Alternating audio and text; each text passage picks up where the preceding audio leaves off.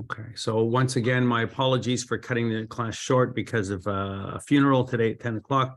But I just want to just for a second touch, because we were touching a little bit on Pesach, actually, not on purpose, but just because it happened to tie in with what we were talking about. What do you do if you have a medicine or alternative practice that involves chametz, et cetera, et cetera? And it's the rules change completely for Pesach, and we're going to start talking about that next week. Important to spend a couple of weeks on Pesach, because what is the big thing that we do for Pesach? We run around and we're clean. Exactly, Adele. Everybody cleans and cleans and cleans and cleans, and not everybody does it. I have to tell you, by the way, some people don't do anything. They just put a box of mutts on the counter and they call it Pesach, and they're happy with that. We're laughing, but if they do that, you know, we have the song we sing, Dayenu, you know, if it would have been this, it would have been enough. It would have been this. Would it really have been enough? I don't know. Like, who was it that said recently, we sing one of the Dayenus, was it Michael? And said, we say, if God would have given us this, taken us out of Egypt and not given us the Torah, Dayenu. Really? Would that have been enough? No, without Torah? I can't imagine the Jewish people, whether you believe in the Torah, as for the stories, the way it's written or not, what would we be without Torah, without having the Torah? I can't even imagine it. So, because everything we do is tying in with Torah. We always look, even halacha, which we talk about here, you have to find a pasuk in the Torah that goes along with it. So Pesach is very strict. Pesach involves cleaning, as Adele said, and people go overboard. What does that mean, go overboard? It means, it tells us you're not allowed to have it in your possession. And you're not allowed to see it in your home. You're not supposed to see it. So see it. So if I take a cupboard and I put tape on the cupboard and close it up, I'm not seeing it. And I'm not going in there. And that's really good enough. You should clean it out a little bit if you can, and make sure you're not leaving crumbs all over the place that might fall. But does it say in the Talmud, I'm going that far, forget the Torah. Does it say in the Torah, does it say in the Gemara, does it say in the Shulchan Aruch, that you have to move the refrigerator out from the wall, which all of us crazy people do? We look at it as bringing and dust and go behind the fridge, and God forbid there's crumbs there, we didn't get them. No, because you're not seeing them. You see, you don't see them. You don't have to move that fridge out. I'm not suggesting you don't move it and you don't clean. If it bothers you, or you know there's stuff there, then maybe you should clean. But if you don't know it's there, that's what we're going to talk about next time, because there's a leniency even on Pesach that if you don't see it, you're selling it. You sell your chametz, because whatever you haven't seen, there might be a donut, a half-eaten donut that you put on the bookshelf while you were putting a book up on the 6th shelf at the top, and you were biting the donut, and all of a sudden, while you're putting the donut up, the doorbell rang. You ran down, you opened the door, you let the serviceman in, and you forgot that you left the half-eaten donut up there, and you thought you ate it, you know, so the donut's been sitting there now for a whole year. And with that donut sitting on the shelf for a year, you don't remember it's there. Are you expected to go walk up to the 6th shelf of that cabinet and look for that half-eaten donut that you don't even know was there? So what you do is you sell your chametz, and by selling the chametz, Ava, you missed it. I was talking about the stringency of Pesach, but what I was saying is we have to cut the class short today because I have a funeral at 10. But I wanted to just touch on the stringencies, because we're going to start next week on Pesach. Is that I said, an example, you're putting a book on the shelf, you're up on the step stool, you have a donut in your hand, the doorbell rings, you put the donut up there, you took a bite out of it, you come down, you forgot about the donut. So guess what? A, you didn't gain any weight because you didn't eat the rest of the donut. Mazel tov. The second thing that happened is you forgot the donut is there. The book is already on the shelf, so you have no reason. You take the stool, you put it back in the cupboard, you're done. Pesach comes, you don't know about the donut. Same as you don't know about the crumbs behind the refrigerator. Everybody moves the refrigerator, cleans for Pesach. Ava's nodding her head. Yes. Why? You don't know what's there. You don't see what's there. You're selling your chametz. You do not have to do that. You do not have to move your fridge and look behind the fridge. You do not have to move your stove. But if it bothers you because you look at it as once a year, I'm going to clean the house thoroughly anyway, and it's a good chance to do spring cleaning, then do it. I'm not discouraging you from cleaning for Pesach. I'm saying that there is a rule. That's why we sell our chametz to a non-Jew. But the thing is people say, I'm selling my chametz. I'm leaving to Florida, and I'm going to go to Florida, not me, but somebody else. And they're going to Florida, and they say, so I'm going to close my apartment up, lock the door. I'm going to Florida. I don't have to clean my house for Pesach because I'm going to a hotel in Florida. Not true. Not true. People do it all the time. The truth is you're actually supposed to clean the apartment before you go. You don't have to do the same level of cleaning. You don't have to start kushering the sinks and doing you don't have to do any of that. But you have to give a general clean for Pesach because it's still yours. You sell the chametz, but so here's what happens. If you are actually going to do nothing and not clean the apartment and go to Florida to stay in a hotel, you have to tell your Rav, whoever that Rav is, that when you sell the chametz, I need you to sell my whole apartment, not just the chametz. Look it up. I went to Eish HaTorah. They're on a little more on the right, and I like to see what they say. And on the Aish site, they say you have to have a Rav sell your apartment. You have to make a leniency. So now, not only the caretaker, they used to sell it, by the way, when I was a kid in the shul, Rabbi Kelman would sell everything to Josie, the janitor. The janitor owned everybody's chametz for a week, and then he bought it back for whatever, we gave him $10 and showing. So imagine now that caretaker owns your whole apartment, your whole condo. He said, I don't want to give you back the key. I like the condo. It's nice in there, So you got to be careful what you sell. So we'll talk about those stringencies next week. But what we were talking about last week in alternative medicine, and we went through that whole issue of is magic practice accepted? Well, maybe it is, maybe it isn't. If it's magic, maybe it isn't so much magic. Maybe there's actual reason behind it. And then the poskim, the rabbi said, if there's reason to believe that it's worked on at least one person, 3 people for sure, but even just one person, and you can actually have human understanding of what this is doing. And I used the example of magnets. I said, some people believe that if they put magnets on their wrist, their arthritis is going to magically go away. Maybe for that person, it does. If you tell me that it works for you, who am I to say that just because it doesn't work for me, that it works for you? If you believe it, and the mind is a powerful thing. So if you believe it might work, then it does work. That's fine. Go ahead and wear the magnets. It's not really explained when you look it up why it might work, but they say maybe it has something to do with the magnetic force or the pull of the earth or who knows what. I don't know. But whatever it is, it's not going to harm you. If it's not going to harm you, the bottom line is Rav Avner said last week that if a standard doctor, your physician says, and he studied medicine, he went to medical school, and he sees no danger in an alternative practice and it's not going to harm you, then you're allowed to do those kinds of things that aren't going to harm you. But you should get a professional to tell you that, not just decide for yourself. And he said that the doctor doesn't have to fulfill a halachic requirement. It's not important for him to be worrying about practicing halachic requirements when practicing medicine, as long as he's a trained and he's a licensed doctor. But when you make a statement like that, which Rav Avner said, he opens up a door to a leniency of saying, well, what is a little bit, what is considered a little bit harmless? Everything's a little bit harmful or harmless.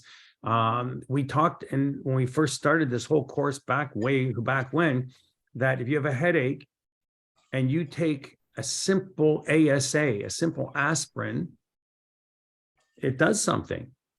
It thins your blood. It causes it doesn't coagulate the same way. Your, INR changes. Well, that might be serious if you are on other medications and you weren't supposed to have taken that aspirin. So there's a lot of things to consider. So we talked about what Rav Menashe Klein said. He's known as the Mishnah Halachas. Now, when I talk about a leniency, usually we're not talking about rabbis from Hungary, because rabbis that grew up in Hungary grew up extremely to the right. When I say that, I mean they followed the letter of the law, and there were no leniencies. They were stark. They were believers and not straying at all.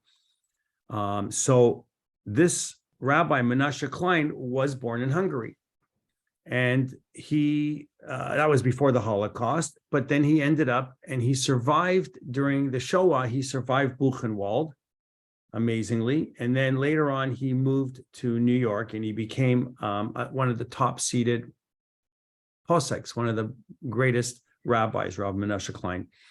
And he starts off with his leniency, which I was surprised at because I didn't think there'd be any leniency.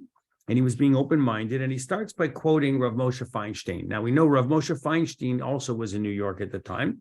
And he says how strongly Rav Moshe was against any form of alternative medicine because it's irrational, since it's not in accord with human reasoning and the laws of nature.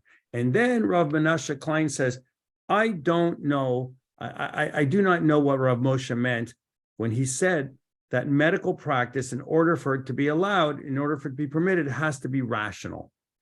It's the irrationality or the alternative medicine which lies at the basis of Rav Moshe's rejection of it. The Mishnah of Halachas said that he didn't know what Rav Moshe meant when he said that medical practice must be rooted in rational thought. If he meant that all the healing comes from God, from Hashem, then it follows that what difference does it make what the therapist does to you? Who cares? Who's allowing that therapist to do whatever it is they're doing to you? If the therapist is waving their hand over you, that therapist is created by God. So if God is allowing this therapist to do that, then that should be. So the healing doesn't come from the doctor or the practitioner. You want to say something, Jen? Oh, no, the healing comes from God himself or herself. So surely, of course, we're not going to approve any medical practice that touches on idolatry. We have to be careful of that. If it's going to be an idolatrous practice, someone who's standing there Yomam V'Laila praying to the Kochavim, to the stars, and they believe in that, then we have to look at that person and say, this is not somebody that we want to be healed by. But if they tell you that you're going to be healed from a disease, if you worship that idol, you go and pray to that, I don't know, box of laundry detergent, because I believe the laundry detergent box is a god, then he's not going to permit that, heaven forbid.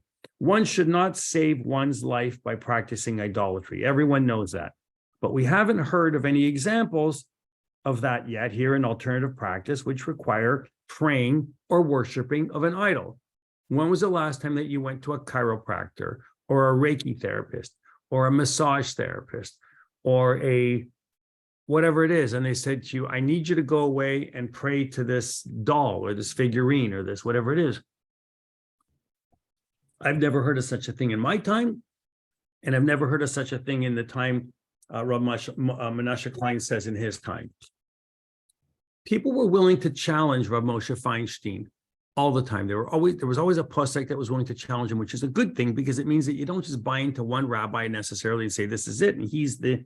Sometimes we have to ask questions, and like there were many times where Rav Yisroel Rosen, R-O-Z-E-N, in Eretz Yisrael, who would today, if he was alive, I'm not sure if he is or not. In Israel, he'd be in his late 90s, but he wrote many tshuvas against what Rav Moshe said on different leniencies, like at the time of the creation of a microwave or dishwashers. And he said, dear Rav, with greatest respect, and they always finished off by saying, in my humble opinion, and we always laugh about that.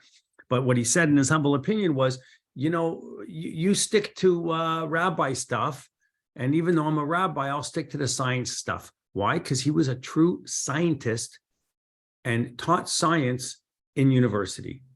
So when you have a scientist saying that there's a heating element, and when the cold water comes into the heating element and heats up water, and if you have meat in the bottom of the dishwasher, that's called cooking. He's taking it from a scientific approach. He's not just saying, oh, the dishes are separate and there's soap, it's good enough. Moshe didn't understand those concepts. So when Moshe said we have to be careful of alternative medicine, Moshe was referring to the person that's an idol worshiper, like the person who's believing, he's afraid. Maybe he was afraid that the person might be a practicing Christian and they're going to tell you, you should start praying to Jesus because that's going to make you better. Well, you're not, so there is something that you have to be careful about, but that's why we have these strict rules about drinking non-kosher wine back, because wine was used for idol worship. And when they did that for sanctification of idol worship, and the wine was created by someone who believed that, then it was tampered and you can't have it.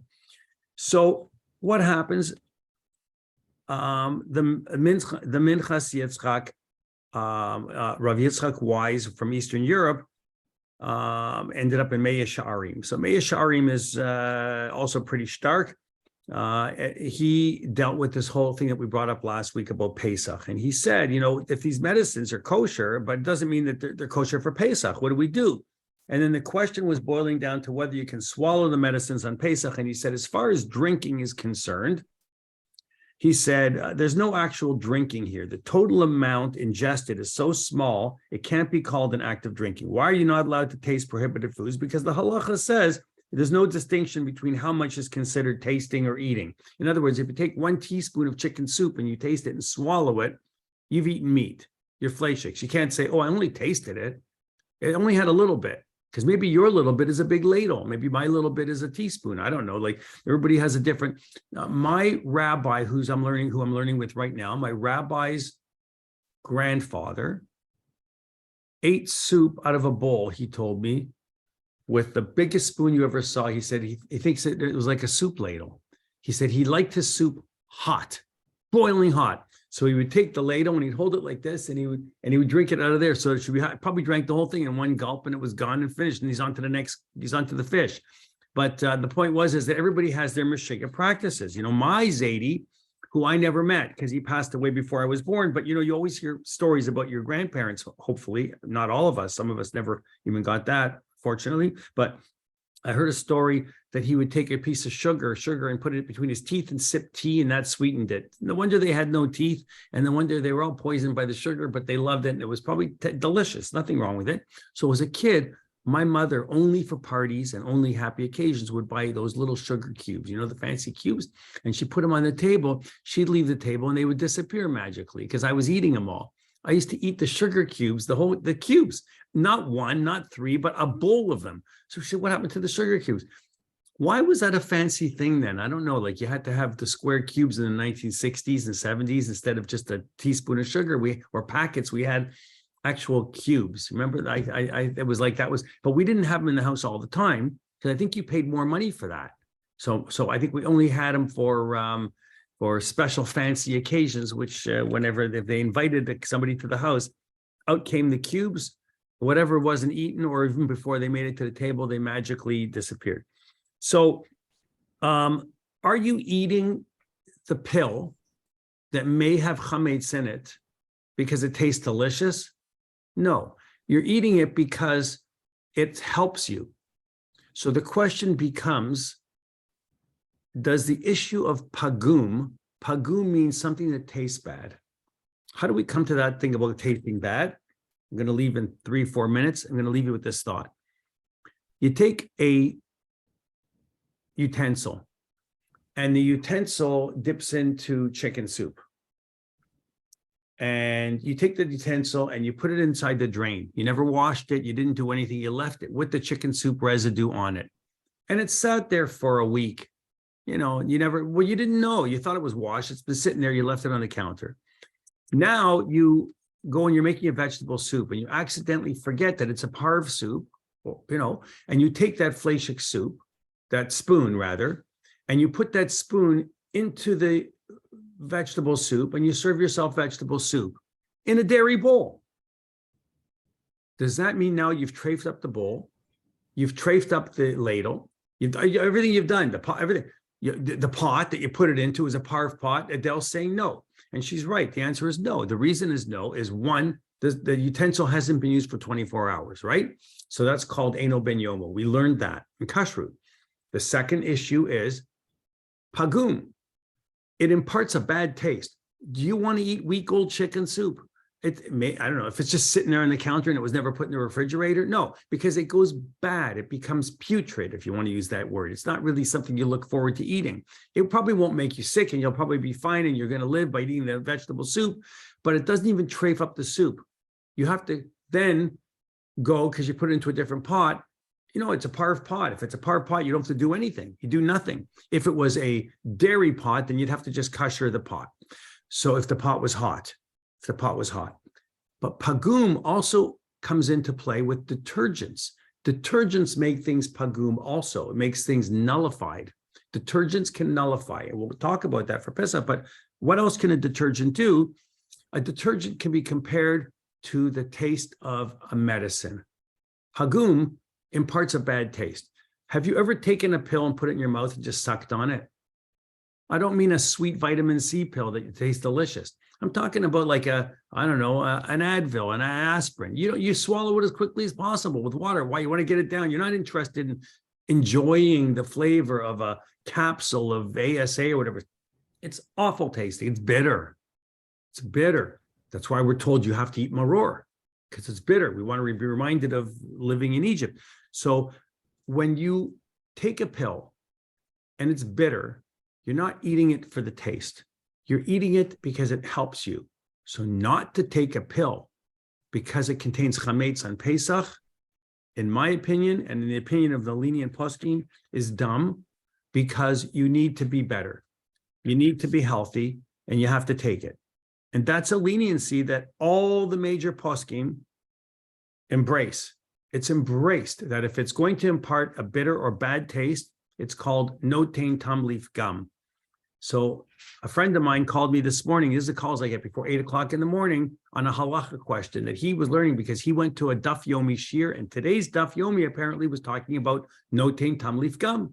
And I said, it's funny that you mentioned that because I'm just learning it now for the third time. I mean, I've learned this for 3 years in a row, the same rule, but I guess maybe I'm thick. I have to learn it over and over every year. But notein tamlif gam, I said, are you referring to detergent or a putrid taste? And he said, no, to a taste. If it sits, I said 100%. If something sits long enough, it becomes bad, especially more than 24 hours. But when it comes to stuff that is considered chametz, some people are very, very strict. The Torah is very strict when it comes to chametz. You can't own it. You can't see it. And the punishment for owning it and seeing it is extremely serious. It's one of the most serious violations of kashrut. It's karet, which means you're cut off from your people. Well, that's why the rabbis had to come up with a leniency for medications like that, because they know that the community will never follow it.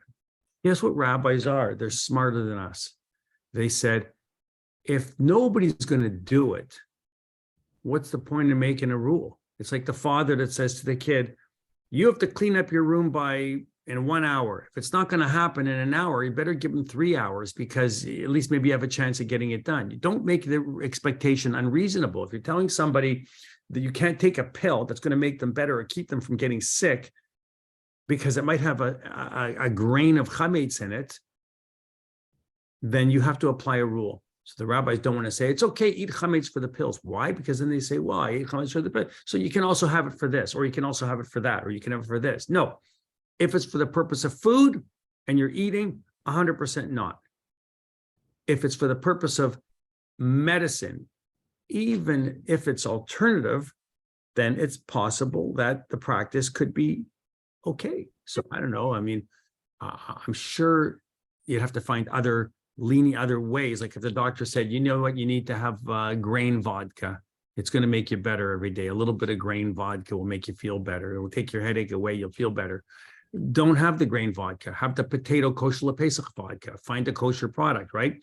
Because that's also for taste. But if it's strictly for medical purposes only, then there's a leniency. So we went through the status of alcohol. We talked about how different products and stores had, back in the day, we didn't have dried pasta stores. We only had alcohol products and how alcohol was distilled. And we went through all of that. And we talked about the leniencies of all of the Hasidic poskim, but we didn't talk about the Tzemach Tzedek, the third Lubavitcher Rebbe. This is for 1 second. And he talked about a case of a person that had tuberculosis or a lung disease, and the person had to go and stay in a hotel. This case is brought up 2 times, by the way. It was brought up earlier on, where we brought it up another time about someone going and not keeping kosher because they had to go and stay in a hotel to get better. We talked about it then. And the rabbi said it's okay, so he'll eat as little of the non-kosher food as possible because it was the only place in the hospital that could treat the patient. But there was a case of someone that had a lung disease, and tuberculosis was fatal. It still is.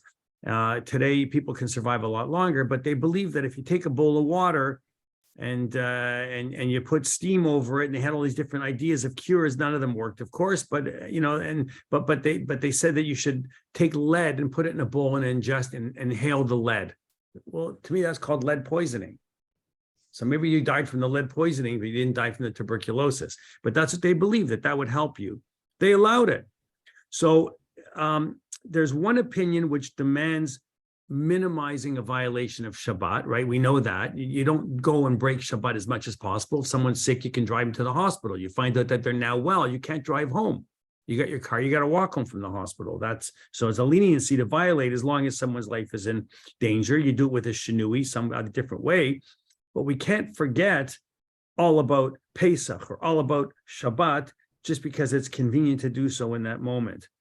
But what the Tzemach Tzedek said when it comes to alternative medicine, and he was the third Lubavitcher Rebbe, known as the Baal HaTanya.